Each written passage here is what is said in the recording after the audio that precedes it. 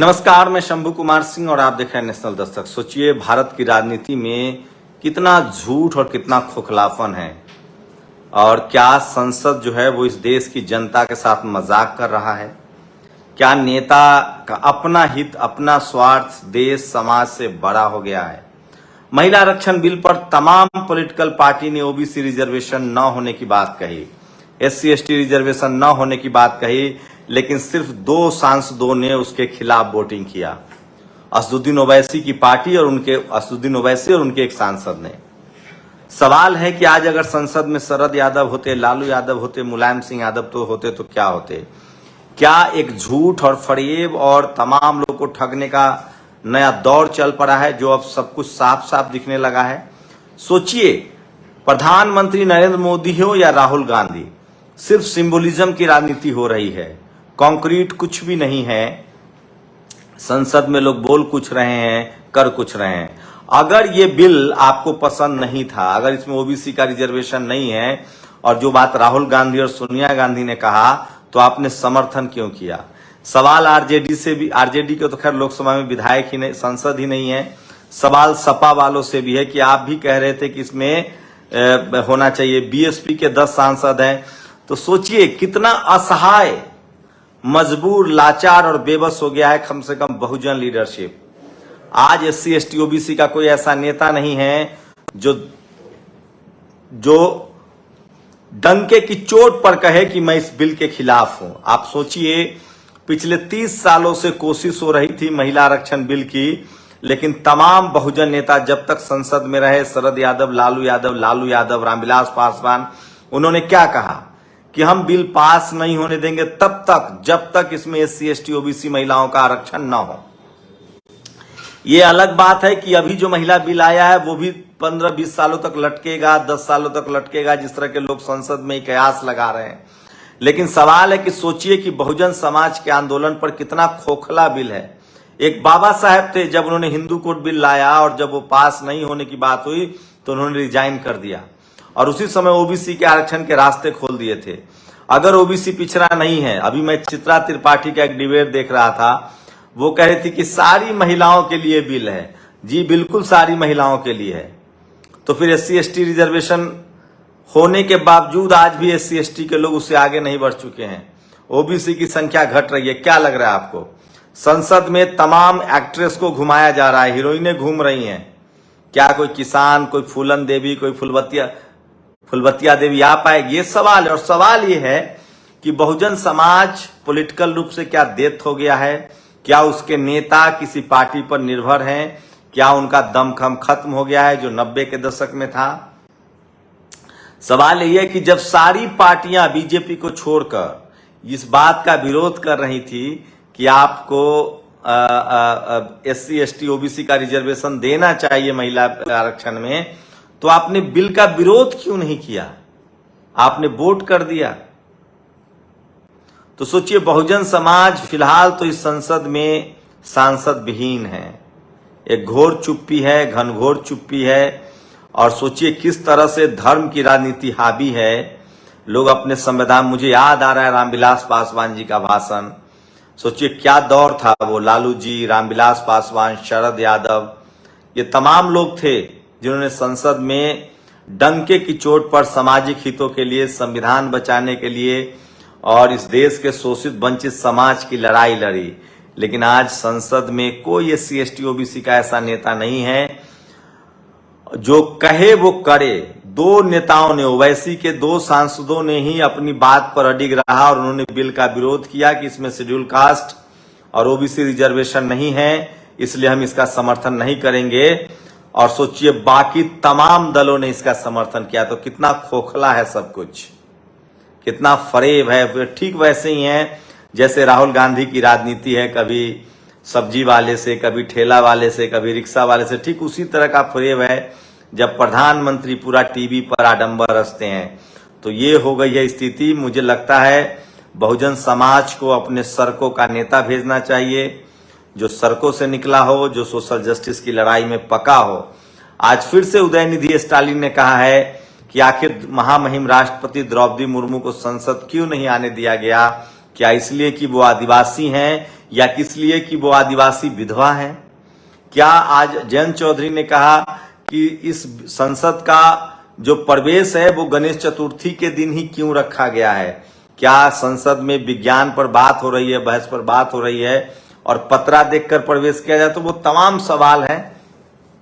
लेकिन एक बात तो है कि उमा भारती ने जरूर सवाल उठाया है, जो हिंदुत्व की राजनीति करती थी लेकिन समाज का दर्द उनके मन में दिखा। उन्होंने कहा कि बीजेपी पिछड़ों के कंधे पर सवार होकर आई है और SC ST OBC का रिजर्वेशन नहीं दे रही है। 2024 में उसके लिए बहुत मुश्किल होगा। मैं फिर कहूंगा, बहुजन समाज के लोगों से अपील करता हूं, आप समझिए आपकी राजनीति खत्म हो रही है, आपके संवैधानिक हक अधिकार खत्म हो रहे हैं और संवैधानिक हक अधिकार जब खत्म होते हैं तो आपकी आने वाली नस्लें गूंगी और बहरी हो जाएंगी।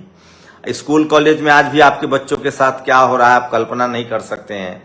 आप इस देश के तमाम IAS, मैं आम आदमी की बात नहीं कर रहा हूं, रिक्शा वाला ठेला वाले से तो लोग खुश होते हैं।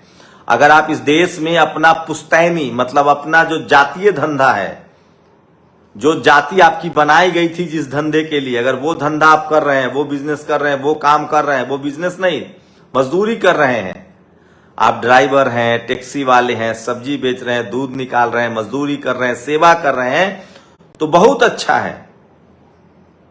लेकिन अगर आप इस देश के सिस्टम में जाना चाहेंगे, कॉलेज यूनिवर्सिटी हो, मीडिया हो, जुडिशियरी हो, ब्यूरोक्रेसी हो, संसद हो, विधानसभा हो, तब आपको जातिवाद झेलना पड़ेगा और फिर से आपकी नस्लों को वहीं पहुंचा दिया जाएगा।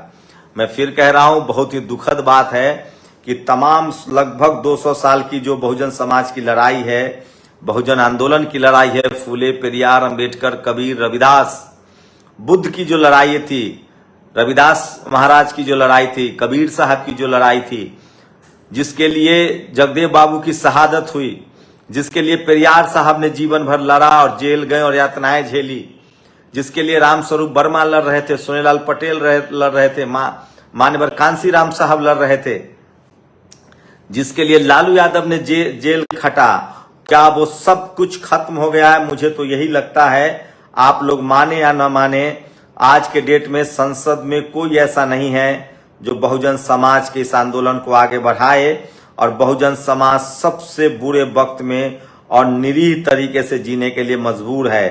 तो आज संसद में बहुजन समाज का कोई बात करने वाला नहीं है। और सोचिए, मैं सभी नेताओं से कहना चाहता हूं, खासकर विपक्षी नेताओं से, कि पार्लियामेंट को कोई अभिनय करने का स्थान नहीं है। पार्लियामेंट लोकतंत्र का मंदिर है जिस पर हम जनमानस का अटूट आस्था और विश्वास है।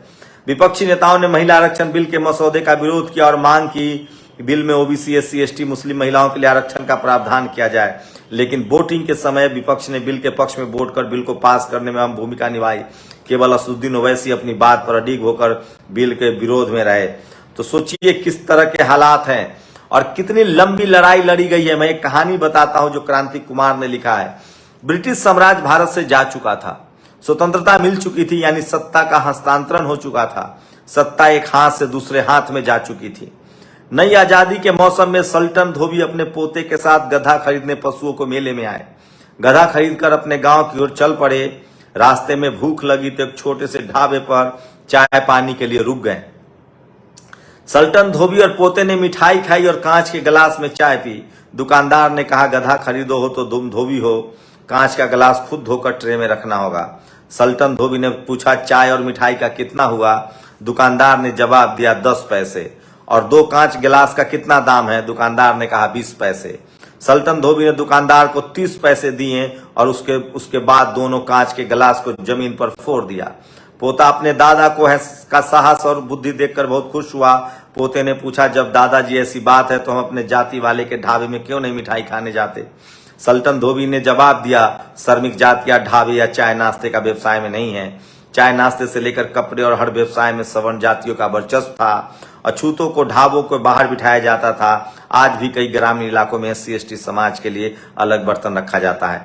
कहानी गंगाराम कामले की, जिन्होंने कोल्हापुर की रियासत में चाय की दुकान की शुरुआत कर जातिवादियों के बीच भूचाल ला दिया। गंगाराम कोल्हापुर रियासत में कर्मचारी थे। महल के भीतर बने तालाब में एक दिन नहा रहे थे। मराठा और अन्य अग्री जातियों ने गंगाराम को बहुत पीटा। उनका आरोप था गंगाराम ने तालाब में नहाकर पानी को अपवित्र कर दिया। छत्रपति साहू जी महाराज को जब इस घटना की जानकारी हुई तो उन्होंने दोषियों को चाबुक से पीटा और नौकरी से निकाल दिया। साहू जी का मानना था समाज उद्देश्यों से नहीं संदेशों से चलता है। साहू जी महाराज ने गंगाराम को अपना खुद का व्यवसाय शुरू करने के लिए सहायता दी। गंगाराम ने चाय की दुकान की शुरुआत की। उस वक्त यह बेहद बड़ी घटना थी, कारण सभी श्रमिक जातियां मजदूरी करती थीं। गंगाराम ने चाय की दुकान का नाम सत्य सुधारक रखा, जो सत्य शोधक समाज की स्थापना फूले साहब ने की थी। ब्राह्मण और मराठा जातियों ने उनका विरोध किया, कहा वो एक अछूत कैसे चाय बेच सकता है। साहू जी महाराज ने खुद चाय पीकर पुरानी धारणा को तोड़ा। आज भी चमार, खटिक, पासी, केवट एवं अन्य CST वर्ग की जातियां चाय नाश्ते की दुकान या रेस्टोरेंट नहीं चला सकते। अगर कहीं खाने पीने का ठेला भी लगा रहे हैं तो अपनी जाति छुपाकर डर सताता रहता है कहीं उनके व्यवसाय या ठेले का बहिष्कार न कर दिया जाए। पोस्ट पढ़ने के तो ये तस्वीरें हैं और अब मैं बता रहा हूं इसका चेहरा कैसे बदल गया है। सोचिए, दूज कहे या सवर्ण, यही लोग भारत की कुलीन वर्ग और हजारों साल से शासक वर्ग हैं। इनके घरों की महिलाओं को घर के भीतर श्रम करना पड़ता है, घर के बाहर निकलने की मनाही थी। वैसे भी घर के बाहर सवर्ण पुरुष भी काम नहीं करते थे। सामाजिक व्यवस्था ऐसी थी कि हर प्रकार के श्रम के जाति थी, एक समूह था जिन्हें उनके जाति पेशे से कभी बाहर नहीं निकलने दिया जाता था। केवल मृत्यु की जाति पेशे से छुटकारा पाने का साधन था। शूद्र और अस्पृश्य घरों की महिलाओं घरों के भीतर और बाहर दोनों जगहों पर काम करती थी और आज भी कर रही हैं। घरों के भीतर का काम जैसे खाना बनाना, बर्तन साफ करना, कपड़े धोना, घरों के बाहर का काम जैसे पशुपालन, कृषि, कपड़े धोने और अन्य जाति पेशे से जुड़ा काम से जुड़ी हुई थी। कहने का तात्पर्य है बहुजन घरों और परिवारों में पुरुषों से कंधा मिलाकर महिलाएं काम करती थी। ब्रिटिश साम्राज्य में जब महिलाओं को समान अधिकार और शिक्षा देने की बुनियाद पड़ी तब सवर्ण घरों की महिलाओं ने सबसे ज्यादा लाभ उठाया। सवर्ण पुरुषों ने अपने घर की महिलाओं को पढ़ने लिखने भेजा, फिल्म, नृत्य, साहित्य, खेल, मीडिया, डिफेंस, राजनीतिक समेत हर क्षेत्र में भेजा। सवर्ण महिलाओं ने हर क्षेत्र में अपना आधिपत्य जमा लिया। बहुजन समाज ने अपने घरों की महिलाओं को पढ़ाना लिखाने की शुरुआत बहुत देर से की। आज भी पढ़ाई पूरी होने से पहले उत्तर बिहार, राजस्थान, मध्य प्रदेश में बहुजन समाज की बेटियों का विवाह कर दिया जाता है। विवाह करना, पति सास ससुर की सेवा और रोटी बनाना कोई लक्ष्य उपलब्धि नहीं है। रोटी बनाने से ज्यादा रोटी कमाने का लक्ष्य होना चाहिए। ये तस्वीरें हैं और मैं और भी कुछ दिखाऊंगा। लंबा हो जाएगा जब मैं इस दर्द की इंतहा को बताऊंगा, लेकिन मैं फिर कह रहा हूं आज तरीका बदल गया है। आज जो जातिवाद है वो गांव से उठकर शहरों में आ गया है और शहरों से पावर सेंटर्स में। आज जातिवाद बिजनेस में है, मीडिया में है, जुडिशियरी में, हाईकोर्ट सुप्रीम कोर्ट में है, कॉलेज यूनिवर्सिटी में है, ब्यूरोक्रेसी में है, बिजनेस में है, खेल में है, स्पोर्ट्स में है, सिनेमा में है। जहां वो आपके नस्लों को नहीं आने देना चाहते हैं और संसद में अगर रिजर्वेशन नहीं मिला है तो यकीन मानिए उनको। अब आपको मैं 2 तस्वीरें दिखा रहा हूं। दिलीप मंडल ने ट्वीट किया है और लिखा है कि आपको लगता है कि जब ये चुनाव लड़ेंगी और इनके मुकाबले जब ये लोग चुनाव लड़ेंगे तो क्या हासिल होगा। मैं चाहता हूं कि आप सुने, आप जाने, क्योंकि ये बहुत जरूरी है। एक ये तस्वीरें हैं, देखिए, ये वो तमाम सवर्ण समाज की एक्ट्रेस हैं, महिलाएं हैं जो सफलता की बुलंदियों को छू रहे हैं। इनके लिए रिजर्वेशन आया है, लेकिन इन महिलाओं का क्या होगा? इन महिलाओं का क्या होगा? क्या ये संसद में पहुंच पाएंगी? कोई फुलवतिया देवी, कोई फूलन देवी पहुंच पाएंगी? अगर महिला आरक्षण है तो SC ST OBC महिला को आरक्षण क्यों नहीं है? ये सबसे बड़ा सवाल है। एक न्याय का पद्धति बताता हूं। जो चित्रा त्रिपाठी जैसे लोग कहते हैं कि तो महिलाओं के लिए आरक्षण है तो महिलाओं को वर्गीकरण क्यों? एक घड़ा ले आइए और घड़े के पेंदे में पानी हो, घड़े के नीचे पानी हो, 2 नल लगा दीजिए। एक नल घड़े के पेंदे में हो और एक नल घड़े के ऊपर हो और पानी बीच में है, ऊपर पानी नहीं है। वही है, बहुजन समाज की महिलाओं को घड़े के ऊपर लगे नल में गिलास लगाना होगा जहां पानी ही नहीं है, वो नल सिर्फ दिखाने के लिए है। और एक जो सवर्ण समाज की महिलाएं होंगी उनको घड़े के पेंदी में नल मिलेगा जो पानी से लबालब भरा हुआ है। जो न्याय दिखता है वो न्याय होता नहीं है। अब बताइए कि नल तो दोनों के पास है, गिलास दोनों के पास है, लेकिन पानी कहां है? पानी नीचे है। अब मान लीजिए कि उस घड़ा में पूरा पानी भी भर दिया जाए तो सबसे ज्यादा फायदे में कौन रहेगा? जिसके हाथ में गिलास नीचे है। तो क्या इस देश में तमाम संसाधन, पैसा, आज जब चुनावी राजनीति खेल पैसे का खेल हो गया है, इसलिए राजेंद्र प्रसाद सिंह कहते हैं कि इस देश में कांग्रेस, बीजेपी या सवर्ण लीडरशिप वाली पार्टियां जनाधार वाली पार्टी नहीं है, पैसे वाली पार्टी है। कभी राजनीति का अपराधीकरण नहीं हुआ, राजनीति का पैसाकरण हुआ। जिन लोगों ने बुद्ध से बुद्धू शब्द बनाया, जिन लोगों ने अपने ही मंदिर को प्राचीन मंदिर कहा जबकि बनाया नया, ताकि बुद्ध के स्तूप ढक दिए जाए, बुद्ध के स्तूप पर कोई बात ना करे। राजेंद्र प्रसाद सिंह कहते हैं कि मैं कानों सुनी इतिहास नहीं लिखता हूं, मैं आंखों देखी इतिहास लिखता हूं। वही कहते हैं कि इस देश में राजनीति का अपराधीकरण नहीं हुआ, राजनीति का पैसाकरण हुआ। झूठ भूठ के इस मीडिया ने हल्ला उठाया, बदनाम किया आपके नेताओं को, क्योंकि 90 के दशक में जब कर्पूरी ठाकुर दलित पिछड़े राजनीति में आने लगे, जब देश आजाद हुआ तो SC ST के लोगों को नौकर, अपने घर के नौकर को जिताते थे और बूथ लूटते थे। जब मान्यवर कांशीराम साहब कर्पूरी ठाकुर का आंदोलन चला, पिछड़ों का आंदोलन चला, पेरियार का आंदोलन सफल हुआ, जब पिछड़े वोट डालने लगे, जब जितनी जिसकी संख्या भारी उसकी उतनी हक भागीदारी, तो EVM लाया गया।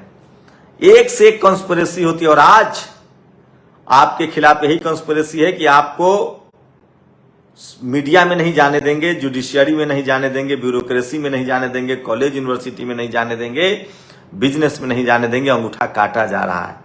तो मैं इसलिए कह रहा हूं कि जातिवाद बहुत महीन हो गया है और इस जातिवाद से वही लड़ पाएगा जो कम से कम शिक्षा। लालू यादव कहते थे कि जातिवाद वो मकर जाल है जिससे निकलने के लिए पढ़ना जरूरी है। तस्वीरें देखिए, ये संसद जा पाएंगी जो संसद में घूम रही है, या ये संसद जा पाएंगी? सवाल आपके लिए छोड़ जा रहा हूं। काश हम लोग के पास टीवी अखबार होता तो हम लोग भी 5 लोग को बैठा के और इस देश को बताते।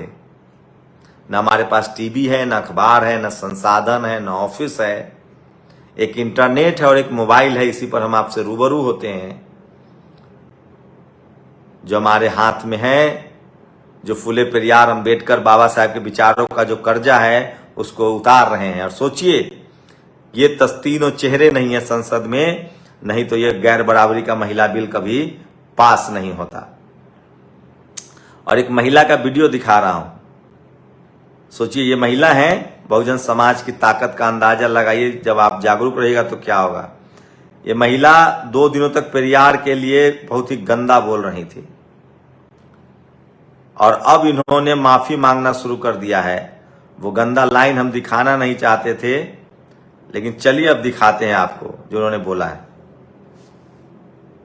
मैं ध्यान रखूंगी कि नमस्कार, इस पुस्तक से रिलेटेड मैंने कुछ दिनों पहले एक स्टोरी डाली थी जिसकी वजह से कुछ लोगों को बहुत दुख हुआ है, उनको पीड़ा हुई है। उनसे मैं संवेदनशील माफी मांगती हूँ बिना किसी शर्त के। और इसके साथ साथ मैं इस बात का भविष्य में ध्यान रखूंगी कि बुक्स को लेकर मुझे थोड़ा और जिम्मेदार बिहेव करना चाहिए। अगली बार से ऐसा कुछ भी नहीं होगा। मैं इस चीज का पूरी तरीके से ध्यान रखूंगी। नमस्कार, इस पुस्तक मुझे उनकी लिखी और किताबें पढ़नी चाहिए। समाज के एक वर्ग के लिए उन्होंने बहुत ज्यादा काम किया है, उनके उत्थान के लिए। उनकी भी भावनाएं, उनका ध्यान रखना चाहिए। और सिर्फ एक किताब पढ़कर मुझे ये राय नहीं बनानी चाहिए। इस चीज का मैं हमेशा दोबारा ध्यान रखूंगी। आपको भी ये किताब पढ़नी चाहिए और उनके बारे में थोड़ा और जानना चाहिए, ताकि बजाय जल्दबाजी के एक निष्कर्ष पर पहुंचा जाए। हमें और ज्यादा पता होना चाहिए। अगेन एक बार और मैं क्षमा करती हूँ। तो ये मैडम है कहानी वाली सोनम, और इन्होंने ये सोचिए कि किस तरह से इस देश के तमाम लोग जो हैं, जो फुले पेरियार के आंदोलन को नहीं जानते, मैं फिर कह रहा हूं, इस देश में अब तक पिछले 2000 साल में बहुजन समाज के लिए जो भी किया है वो बहुजनों ने किया है। इस बात को आपको ध्यान रखना चाहिए। और सोचिए, एक खबर बता रहा हूं, जो लोग कल तक मेरिट की दुहाई देते थे, अब नीट पीजी में जो 0 नंबर लाएगा वो भी 2 करोड़ रुपए देके, 5 करोड़ रुपए देके प्राइवेट स्कूल से स्पेशलिस्ट डॉक्टर बन सकता है। कहां गए वो लोग मेरिट की दुहाई देने वाले? दरअसल उनको मेरिट की चिंता नहीं थी, उनको परवाह थी कि SC ST OBC को रिजर्वेशन क्यों है दाखिले में। उन्होंने गरीबी रेखा पर आरक्षण का विरोध नहीं किया। तो पता नहीं बहुजन समाज के लोग कब समझेंगे, कब अपने हक अधिकार के लिए जागरूक होंगे, कब अपनी आने वाली नस्लों के लिए जागरूक होंगे। या हमें जातिगत पेशा में ही रहना पड़ेगा। शुक्रिया। नेशनल दस्तक की आपसे गुजारिश है कि अगर इसको बचाना चाहते हैं तो नेशनल दस्तक को सब्सक्राइब करने के लिए रेड कलर के सब्सक्राइब बटन को दबाएं, फिर बेल आइकन की घंटी दबाएं। नेशनल दस्तक को बचाने के लिए बहुत जरूरी है कि हर खबर को शेयर करें, लाइक करें, कमेंट जरूर करें।